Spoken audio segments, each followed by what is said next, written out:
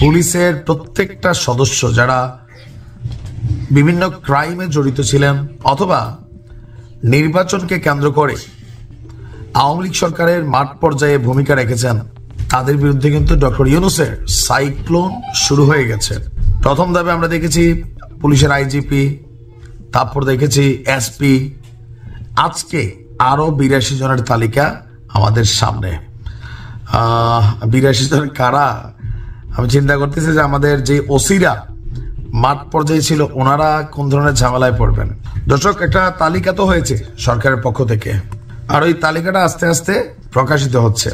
2018 সালে রাতের ভোটের যে নির্বাচন ছিল, সেই নির্বাচনের দায়িত্ব পালন করা যে কর্মকর্তারা আছেন, ডিসি, এসপি বা আরো যারা ঊর্ধ্বতন লেভেলে ছিলেন, আস্তে আস্তে কিন্তু একে একে পানিশেবল হচ্ছে।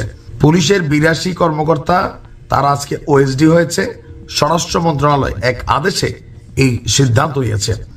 তাদের মধ্যে অতিরিক্ত আইজিপি আব্দুল আলিম মাহমুদ এবং 13 জন উপপরিদর্শক, উপমহাপরিদর্শক মানে ডিআইজি, 49 জন অতিরিক্ত ডিআইজি এবং 19 জন পুলিশ সুপার যারা আছেন তারা আজকে ওএসডি হয়ে গেছেন। আর স্বরাষ্ট্র মন্ত্রণালয় থেকে 3টি পৃথক আদেশ জারি করা হয়েছে।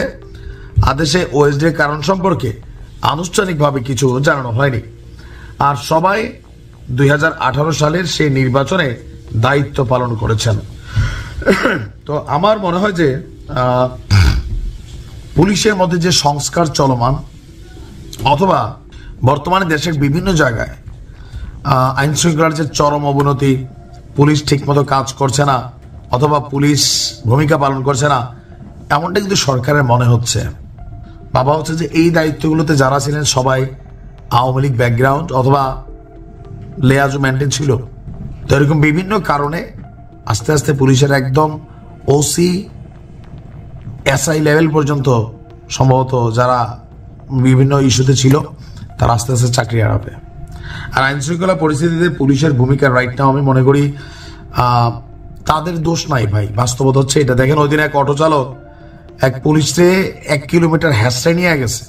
কালকে দেখলাম এক হুন্ডাওয়ালা উল্টা ঢুকছে, সার্জেন্ট মামলা দিছে, তারে ওই আর্মির মেজরের ভয় দেখাচ্ছে, সে মারতেছে। পুলিশ মানসিকভাবে কিন্তু প্যানিক।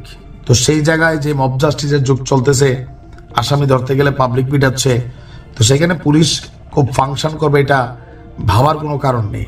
সমস্যাও তারা থাকতে পারে, জানি না। তবে ইউনূস সরকার তার সাইক্লোন শুরু করে দিয়েছেন।